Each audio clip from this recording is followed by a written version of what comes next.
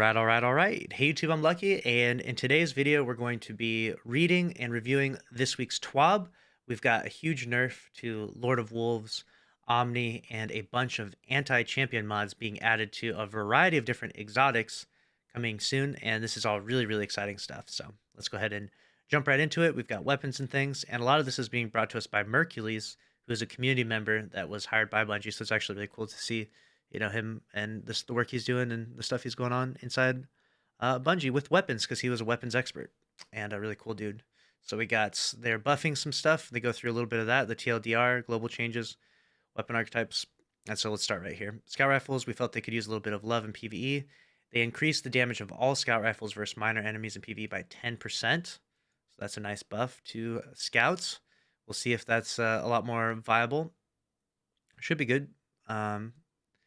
And then they talk a little about that. We've got high impact 360 RPM auto rifles. This subfamily of auto rifles has good damage output but low ease of use, leading them to underperform compared to other options in the same engagement ranges. And so they increase the base stability of all non-sunset high impact auto rifles by 6 to 12.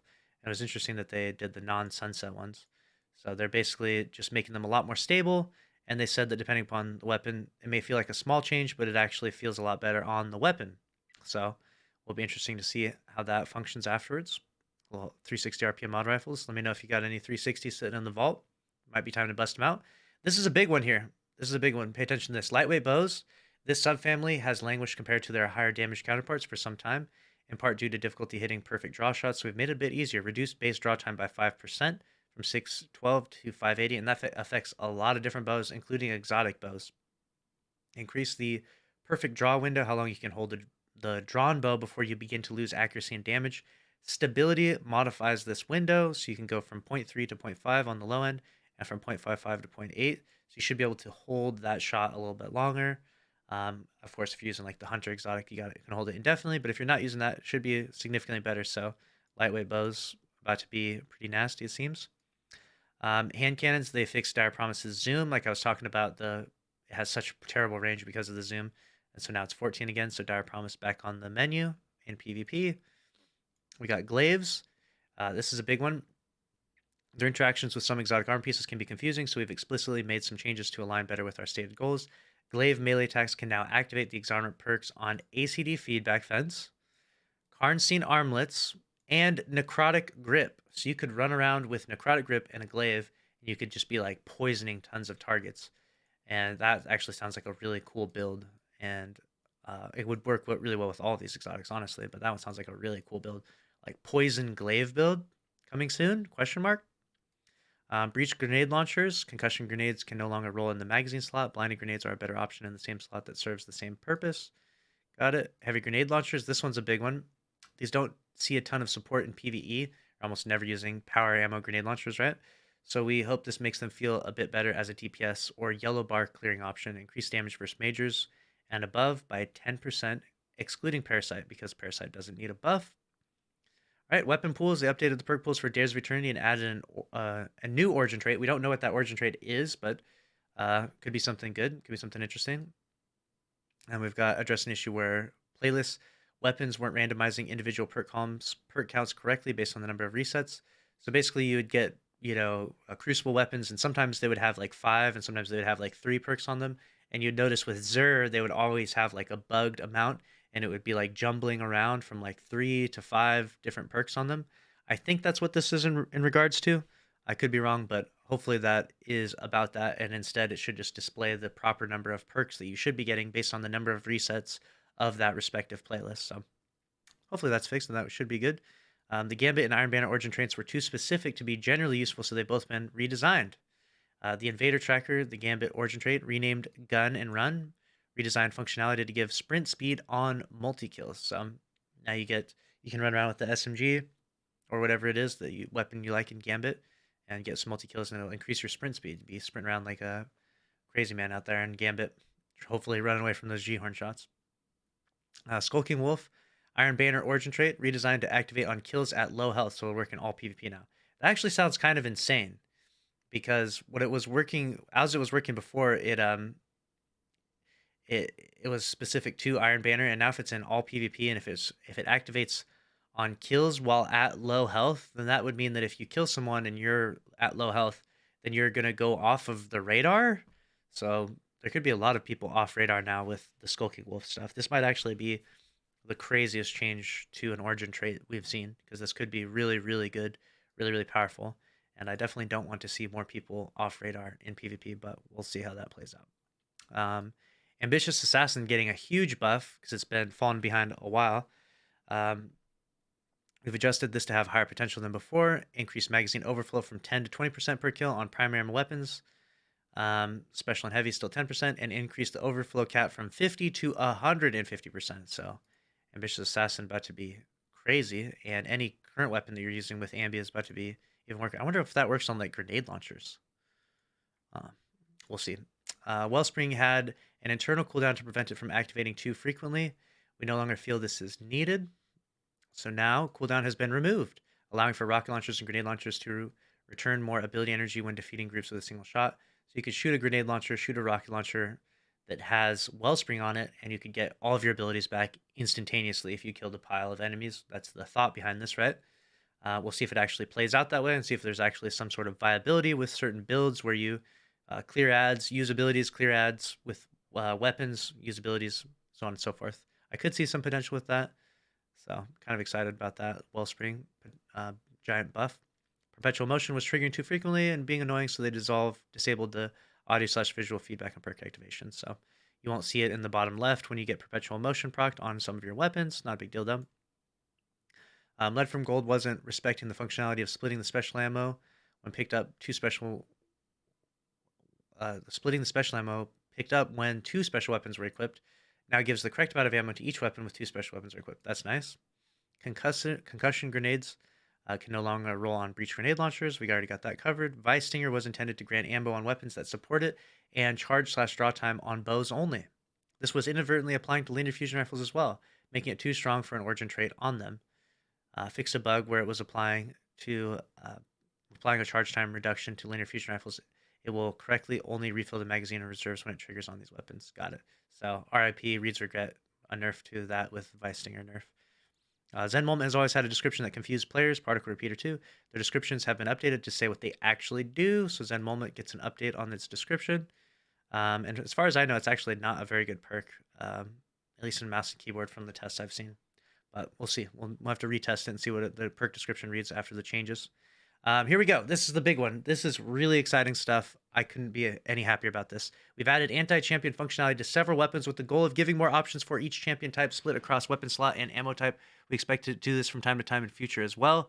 Le Monarch gets overload to the poison arrows. Only the poison arrows. Keep that in mind. You have to do that within the time window, but it's still insanely good. Okay. Thunderlord has overload.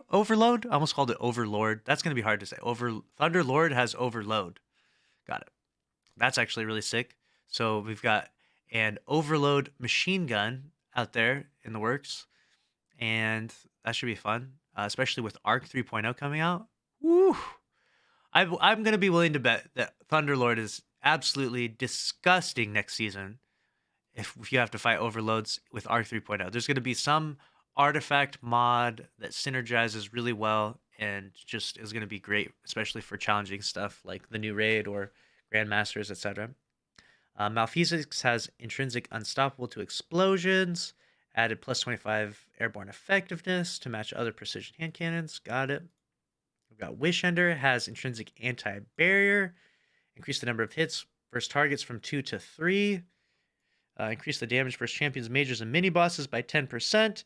Draw time decreased from 828 to 820. Now you understand why the Wishbringer was so bad. It took 4 giant buffs to make the Wishender good, rather. Not Wishbringer, the Wishender. 4 big buffs. Now it's finally going to be a respectable bow. So get out there and rock the Wishender. Tiku's Divination gets a free small buff from the global lightweight bow changes. Words are hard. Draw time decreased from 618 to 580. Yep, like we said.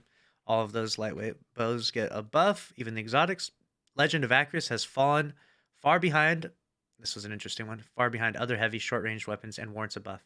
Catalyst grants the Trench Barrel perk in addition to its other effects, which Trench Barrel is, it's like you melee damage buffs this, or You get a shotgun kill in it. After successful melee hit, this weapon gains increased damage, handling, and reload speed for short duration. So you're gonna run up, you're gonna punch something, and then you have to shoot it with Acreus.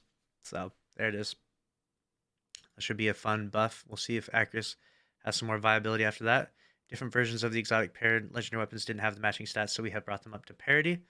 Got it. Callus Mini Tool increased airborne effectiveness from 23 to 28. Mida Mini Tool increased the zoom from 13 to 14 to match the Callus Mini Tool. Drang Baroque increased airborne effectiveness from 21 to 23. Sweet Business gets a buff in airborne effectiveness. I don't really see anyone jumping in the air with that at all. You might as well give Sweet Business 500 airborne effectiveness, because I don't really think that's going to affect anything, but interesting. Fighting Lines Season 17 5% damage buff was rolled back as part of a fix for larger bug. This is being reintroduced and increased. Now receives the intended buff, increased from 5% to 8%. Increase the grace time for the instant reload effect of the Thin Herd from 5 to 6 seconds. Oh no! Not a Fighting Lion buff. Oh no. All right, reworks. This is a good one. Exotic Pulse has been needing this, but before we get to that, we've got the Lord of Wolves, my precious, getting the biggest nerf that it's ever gotten. This is rough, okay? This is crippling depression reading this right now. Lord of Wolves has long been a thorn in the side of PvP players. Look how they massacred my boy, especially when paired with certain exotic armor pieces. We have changed the amount of ammo it starts with and reduced the damage dealt to players. This is part of a larger rework aimed at making it more viable PvE exotic without increasing its effectiveness in PvP. All right, no one wants to use Lord of Wolves in PvE, okay? It's a PvP gun. Just leave it alone. Decrease starting ammo in PvP from 15 to 10, but in PvE it's unchanged. So now you only get 2 bursts in PvP, so it doesn't have the 3 bursts, which kind of broke its archetype because all other shotguns get 2 when you spawn in trials. Reduce the burst size, shots fired per pull trigger from 10 to 5 shots when Release the Wolves is active.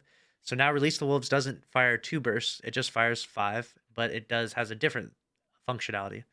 It reduced the burst delay time between bursts from 60% when Release the Wolves is active. So basically you can fire the first burst and then fire the second burst significantly faster if you have Release the Wolves active, but you also lose the accuracy and the stability and everything. You just start missing a bunch if it continues from what it was before. Decreased Lord of Wolves base damage by 20%. Now deals 35 per shot to the body in PvP. So 35 times 5, quick maths, that's 70, 140 plus 35, 175. So you can't kill someone with 1 burst to the body anymore. And then 44 with Release the Wolves active. Got it. So if you did Release the Wolves, you would be able to kill them with 1 shot to the body, but that's so hard because the burst literally just sprays everywhere. There's no control in that. Increased damage in PvE by 20% to compensate. So maybe I'll have to, if the dregs teabag me, I'll Release the Wolves on the dregs, okay? I'll have to take it in a PvE now. RIP to Lord of Wolves. Dead Man's Tale, the cranial spike perk was causing issues with unintended damage scalers against players and generally felt unpredictable both to use and to fight against.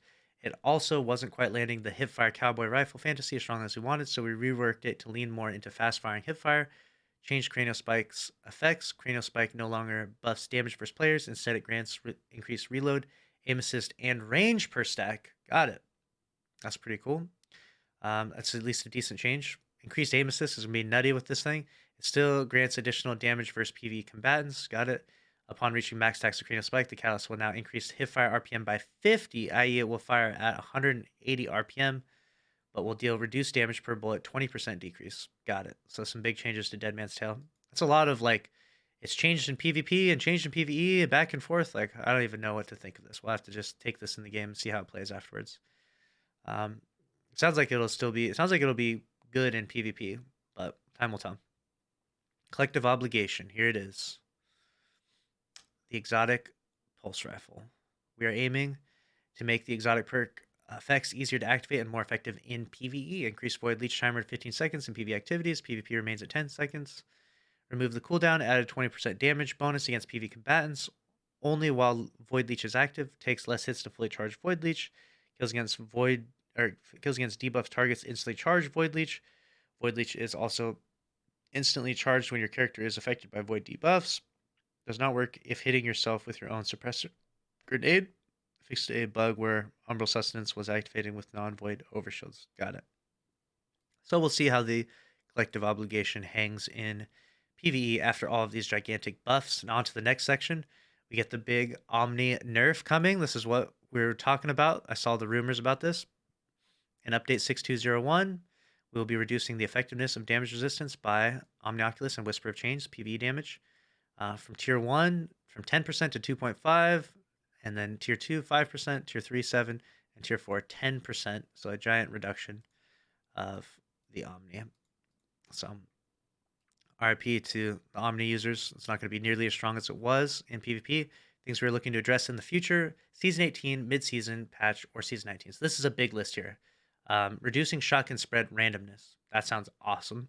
It would be nice if they're going to, since they have reduced the range of shotguns so much, it would be nice if they were consistent in, if you do actually close the distance and get in the proper range, that they actually did kill effectively at that really, really close range. So I actually like that a lot. Reduce bow swapping effectiveness. So people are hitting you with a bow and then swapping to a hand cannon. So they're reducing that bow swapping effectiveness, which is really nice because that's really nasty playstyle and really oppressive. I don't like that one at all. Increasing trace rifle ease of use. Interesting. Introducing the full auto setting. That's good. I know a lot of people want that. Reducing the ability of snipers to shoot through flinching PvP. That's a huge one. Please fix that one. Examining some small targeted balance changes to certain PvP outliers. Pulse rifles with out of band effectiveness, high impact scout rifles ease of use, precision fusion rifle ease of use. Got it. I like all of that. Allowing glaive interactions with some exotic armors that buff melees. Fixing glaive hit detection. Reworking some enhanced perks. Folding spec mods into the base perks. There it is. I like that. The glaive hit detection has been really poor too. It's kind of one of the things holding glaives back, although I don't really want a glaive meta. But there it is. That's the entirety of the TWAB, the huge sandbox changes. I mean, this is a complete overhaul in so many different ways. And I'm really excited for it. Let me know your thoughts about all this down below. Make sure to subscribe if you enjoyed. Smash the like button. I'll see you in the next one. Later.